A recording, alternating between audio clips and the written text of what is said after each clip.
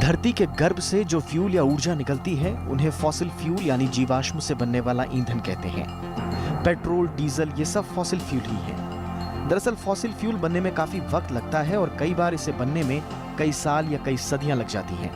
लेकिन अगर इसी लाखों साल की नेचुरल प्रोसेस को कुछ दिनों या घंटों की साइंटिफिक प्रोसेस में बदल दिया जाए तो जो फ्यूल बनेगा उसका नाम होगा बायोफ्यूल।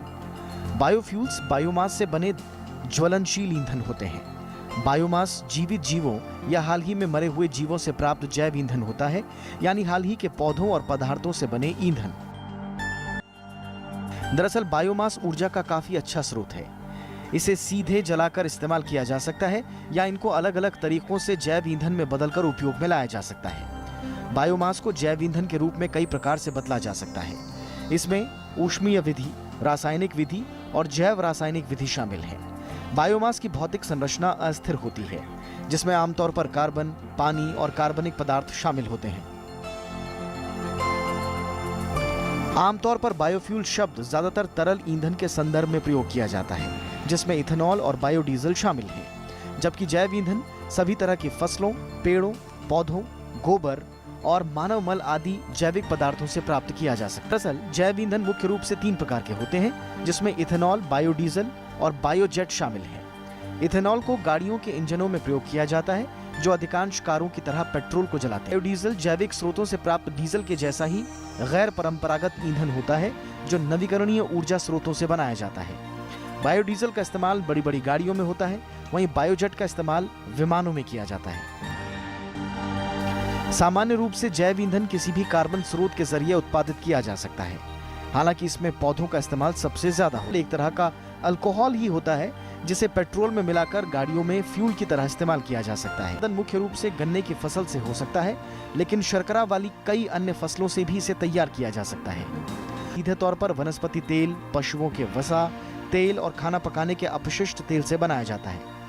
इन तेलों को बायोडीजल में बदलने के लिए अपनाई जाने वाली प्रक्रिया को ट्रांसएस्टरीकरण कहा जाता है। में वनस्पति तेल या वसा से ग्लिसरीन को निकालना होता है। बायोडीजल को बनाने के लिए जेट्रोफा तेल, मेथनॉल और सोडियम हाइड्रोक्साइड की जरूरत होती है। जैव ईंधन कई स्रोतों से बनाया जा सकता है। गन्ना, गेहूं, चावल, आलू और सब्जियों का इस्तेमाल कर इथेनॉल बनाने में किया जाता है, जबकि बायोडीजल बनाने कैमेलिना के फूल और पौधों के अलावा soybean, rapeseed, canola oil, palm oil, मूंगफली का तेल, सब्जी तेल, पशुओं का वसा और शैवाल तेल का इस्तेमाल किया जाता है। आज बायोमास, बायोफ्यूल और बायो एनर्जी ये भविष्य के ऊर्जा के 3 बड़े स्रोत हैं। इथेनॉल के अलावा आज कचरे से बायो सीएनजी बनाने का काम भी तेजी से चल रहा है। देश की ट्रांसपोर्ट व्यवस्था में सीएनजी के इस्तेमाल को बढ़ावा दिया जा रहा है, ताकि पेट्रोल, डीजल से होने वाले प्रदूषण से बचा जा सके।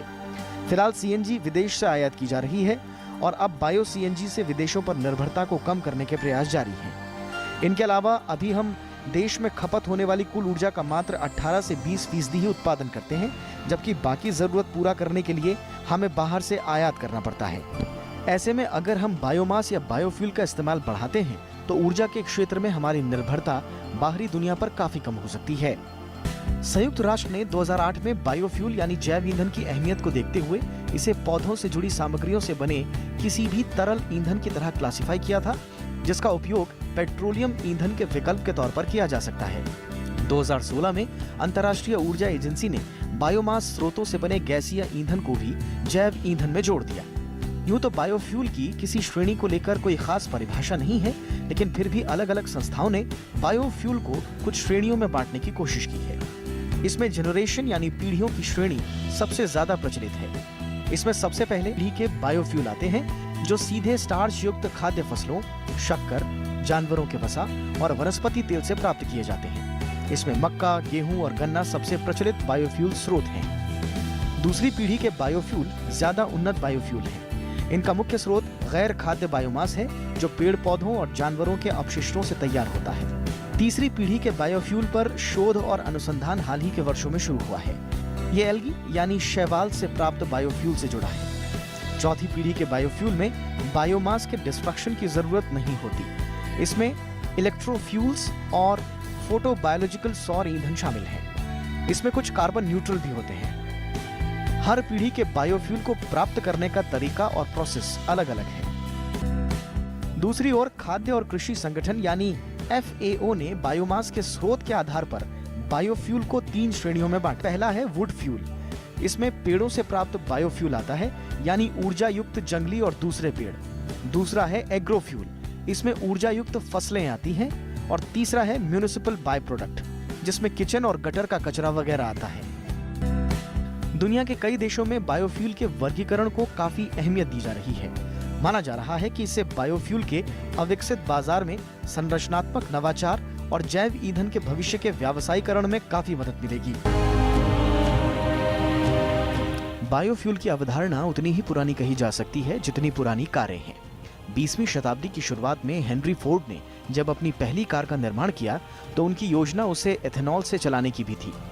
हालांकि करीब शताब्दी भर बीत जाने के बाद भी एथेनॉल से कार चलाने का चलन उतना जोर नहीं पकड़ पाया है।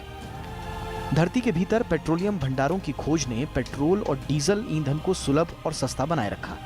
इसलिए दुनिया बायोफ्यूल्स को एक तरह से भुला गई। लेकिन पेट्रोलियम ईंधन के पर्यावरण पर दुष्प्रभाव और इनकी महंगी होती कीमतों ने इंसानी समाज में बायोफ्यूल को लेकर दिलचस्पी वापस जगाई है। कई शोध और अध्ययन बताते हैं कि दुनिया में मौजूदा पेट्रोलियम भंडार का दोहन आने वाले कुछ दशकों में ही पूरा हो जाएगा। सवाल ये है कि फिर हम क्या करेंगे? और इसी वजह से ऊर्जा के स्वच्छ विकल्पों पर अब सबका ध्यान है। हालांकि इस बीच सौर और पवन ऊर्जा के क्षेत्र में काफी काम आगे बढ़ा, लेकिन ऊर्जा के सारे विकल्पों के तौर पर इनका इस्तेमाल फिलहाल अव्यावहारिक नजर आता है। बायोफ्यूल की अहमियत यहीं बढ़ जाती है। फिलहाल दुनिया के कई देशों में माइक्रो एल्गी की खेती को बायोफ्यूल का एक स्थायी और सुरक्षित स्रोत माना जा रहा है। बड़े माइक्रो एल्गी फार्म्स में सूर्य की किरणें और कार्बन डाइऑक्साइड मिलकर बायो इथेनॉल बनाते हैं और इस तरह ये खेती साफ और जैविक भविष्य की गारंटी दे सकती है। इसी तरह दुनिया में मछली की फैक्ट्रियों में हर दिन ढेर सारा कचरा निकलता है। वैज्ञानिक इससे भी बायोफ्यूल बनाने की कोशिश में जुटे हैं। मछलियों के अवशेषों में स्केल, हड्डियों के अलावा फैट यानी वसा की भी भारी मात्रा होती है। इन चीजों से बायोडीजल बनाने की कोशिश की जा रही है। ब्राजील, होंडुरास और वियतनाम जैसे कई देश कई सालों से ऐसे प्रयोग कर भी रहे हैं और इस तकनीक को सस्ता बनाने पर भी काम किया जाना है। इसी तरह सूरजमुखी के पौधे से औद्योगिक स्तर पर खाद्य तेल, लुब्रिकेंट्स और बायोडीजल बनाया जा रहा है। अकेले जर्मनी में ही 4 लाख हेक्टेयर के क्षेत्र में सूरजमुखी की खेती हो रही है। 19वीं सदी में रेपसीड के तेल का इस्तेमाल इंजन में चिकनाई पैदा करने वाले लुब्रिकेंट के रूप में हुआ। रेपसीड यानी सफेद सरसों का इस्तेमाल मनुष्य सदियों से कर रहा है। मध्यकाल से ही ये दिया जलाने के लिए तेल का भी स्रोत रहा है। अब इससे बायोफ्यूल बनाने की कोशिशें भी हो रही हैं। इसके अलावा हमारी धरती पर ही बायोफ्यूल के असंख्य स्रोत मौजूद हैं जिन पर लगातार काम चल रहा है। इनका इस्तेमाल न सिर्फ ईंधन के लिए बल्कि खाना बनाने से लेकर औद्योगिक इकाइयों में हीटिंग से लेकर दूसरे कामों में भी हो सकता है। इसके अलावा मोटर लुब्रिकेंट्स, पेंट रिमूवल और गोंद के रूप में भी बायोफ्यूल का इस्तेमाल हो सकता है। भारत में जैव ईंधन सामरिक महत्व रखता है क्योंकि ये भारत में मेक इन इंडिया, कौशल विकास और स्वच्छ भारत अभियान जैसी चल रही पहलों के साथ अच्छी तरह से कार्य करता है।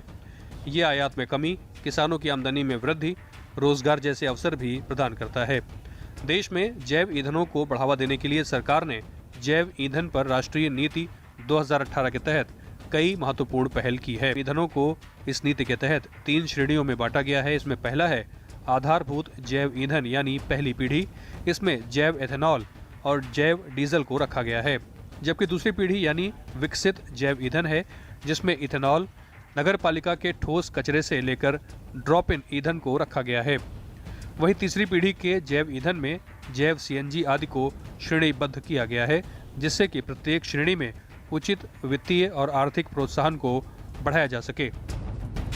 इसके अलावा इस नीति के तहत गन्ने का रस, चीनी वाली वस्तुएं जैसे चुकंदर, स्वीट सोरगम, स्टार्च वाली वस्तुओं के उपभोग के लिए बेकार अनाज के इस्तेमाल की अनुमति देकर इथेनॉल उत्पादन के लिए कच्चे माल का दायरा बढ़ाया गया है। किसानों के उत्पाद का उचित मूल्य मिले, इसे ध्यान में रखते हुए इस नीति में राष्ट्रीय जैव ईंधन समन्वय समिति की मंजूरी से इथेनॉल उत्पादन के लिए पेट्रोल के साथ उसे मिलाने के लिए अतिरिक्त अनाजों के इस्तेमाल की अनुमति दी गई है। इसके अलावा इसमें जैव डीजल उत्पादन के लिए आपूर्ति श्रृंखला तंत्र स्थापित करने को प्रोत्साहित किया गया है। जैव ईंधन पर राष्ट्रीय नीति 2018 के लागू होने से कई लाभ होंगे। हर साल 62 MMT नगर पालिका का ठोस कचरा निकलता है, जबकि हमारे पास ऐसी तकनीक मौजूद है जो प्लास्टिक कचरे और अन्य कचरे को ईंधन में बदल सकती है। इसके साथ ही ईंधन के आयात पर हमारी निर्भरता कम होगी। साल 2017-18 में करीब 150 करोड़ लीटर एथेनॉल की आपूर्ति होने की उम्मीद है, जिससे 4000 करोड़ रुपए की विदेशी मुद्रा की बचत का अनुमान है। जैव ईंधन के इस्तेमाल से पर्यावरण भी स्वच्छ होगा। एक अनुमान के मुताबिक 1 करोड़ लीटर E10 से करीब 20,000 टन कार्बन डाइऑक्साइड का उत्सर्जन कम होगा। इसके अलावा स्वास्थ्य के क्षेत्र में भी इससे लाभ होगा। खाना पकाने के लिए तेल, खासतौर से तलने के लिए लंबे समय तक उसका दोबारा इस्तेमाल करने से स्वास्थ्य के लिए खतरा पैदा हो सकता है, जबकि जैव ईंधन बनाने के लिए इसके इस्तेमाल से खाद्य उद्योगों में खाना पकाने के तेल के दोबारा इस्तेमाल से बचा जा सकता है।